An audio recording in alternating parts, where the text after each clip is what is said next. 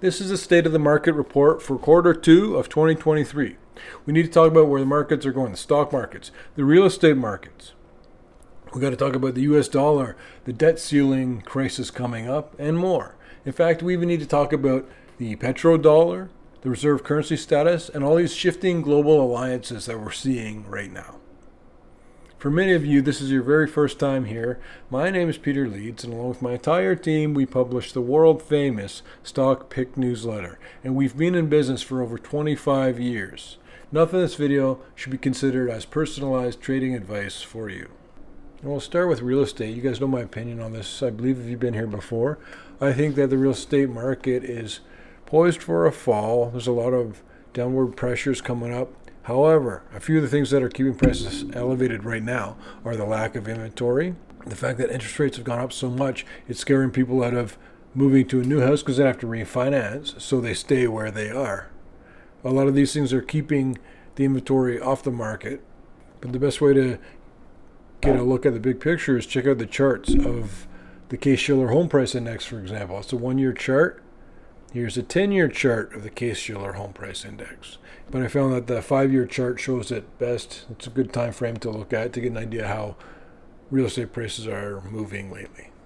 And this is from the Forbes article. This ends a record streak of 131 consecutive months of year-over-year increases. 131 consecutive months, is that, 11 years? While total existing home sales jumped 14.5% from January to February, which is also ending a run of 12 consecutive months of declining sales. So it seems that prices bounced back a bit temporarily, but they're still down 22.6% from a year ago. The Wells Fargo Housing Market Index, which tracks builder sentiment, rose 2 points, from 42 to 44. This is the third month-over-month increase following 12 consecutive months of declines. And what the Wells Fargo Housing Index is showing you is builder sentiment. So anything below 50, they're having more of a negative sentiment. And so as it approaches 50, breaks through 50, that means that builders are more likely to build. In exchange with Senator Raphael Warnock, Jerome Powell acknowledged that raising the central bank interest rate increases borrowing costs for companies that develop new housing and makes financing and expanding production for suppliers more expensive. He also conceded that elevated fixed mortgage rates discourage home buyers with a low-rate, fixed-rate mortgage from selling their homes. All these aspects or considerations are putting upward pressure on home prices. Fewer people are moving around. Fewer people are selling their houses. The builders are having trouble financing new builds. And I've also heard some comments from real estate agents in articles that they're actually starting to see some multiple bids on listings now, which were running rampant when the markets were so hot, kind of cooled off a bit, and now it's sort of a return towards that. But I've said for a while, and I'm telling you now, I believe that the inventory availability of homes for sale will heal itself. For example, people may move in with their relatives, sell the house they have because they can't afford it anymore, so they move in with their relatives. Or someone may say, you know what, I'm going to sell my house at this hot market right now, take all that money, and just rent a place. Also, home builder sentiment could strengthen even more at a faster rate, and then home builders would be getting back into the game of building new homes for people. And with these really high home prices, it's going to encourage builders and speculators to build houses, flip houses, and sell them at a markedly high price. One of the things that hit the builders recently, if you remember, lumber prices went through the roof. It was crazy. But just to give you an idea about where we are at now and how that problem has gone away, here's a chart of lumber prices right now. These charts are from Trading Economics. Here's a 6-month chart. Here's lumber prices over a 1-year period. And here's a bigger, wider view, 5-year period of lumber prices. And as long as we're looking at some charts here, I'll throw up a few others just at the same time. You're probably already looking at the screen. Here's a chart of natural gas. Here's a chart of coal. Here's a chart of steel. Here's a chart of wheat. Here's a chart of heating oil. These are all the things that are declining in price right now. And for contrast, I'll throw up a chart of gold. Gold prices have been really strong lately, and I believe they're just getting started. But we'll get back into gold. We'll talk about this a little bit later. I got other stuff I got to get to first. I got to keep this video moving pretty quickly. Think of the real estate supply returning as a reflection of the hard times, the degree of the hard times we have. If we have a really soft recession and it barely affects anyone, it's not going to be much of an issue. If we have a significant recession or a protracted recession or a depression, then you're going to see people selling whatever has value when they need to. There'll be hard times, people have trouble financially, so they're going to sell their house if it's worth a lot. This happens. And thus, the renewal of supply to the market will be a reflection directly of the level of hard times that we all face financially. When the economy suffers, when the people in the economy suffer, a lot of things happen differently than we've seen over the last 15 years.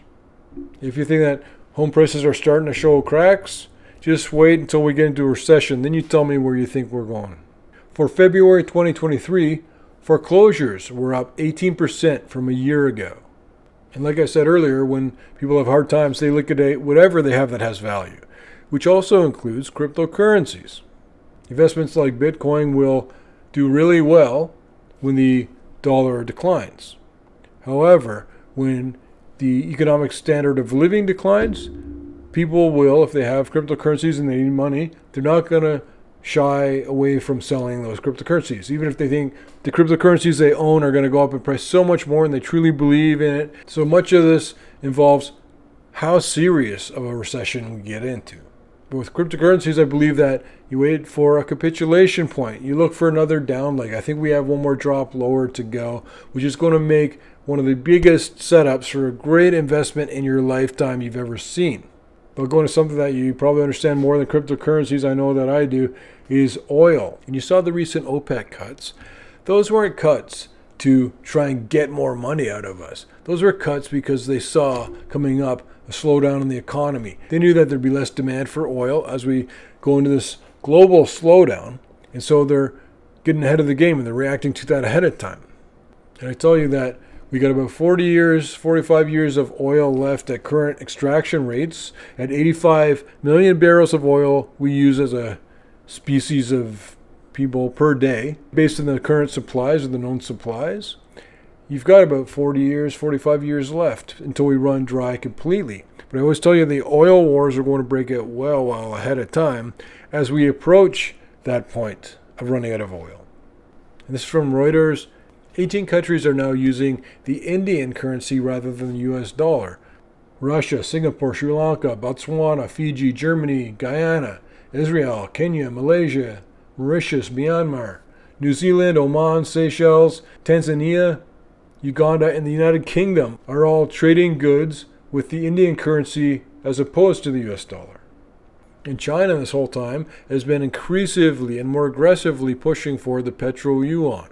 In 2017, the People's Bank of China and the Central Bank of Russian Federation agreed to carry out oil transactions in the Chinese currency through the platform of the Shanghai Oil and Natural Gas Exchange. Many of China's major oil suppliers began accepting oil payments in yuan. Russia, Iraq, and Indonesia, and a few other countries have also engaged in non-dollar trades.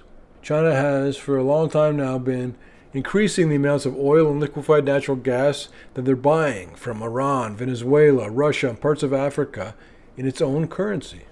According to Pozar, China wants to rewrite the rules of the global energy market as a part of a larger effort to de-dollarize the so-called BRIC countries of Brazil, Russia, India, and China.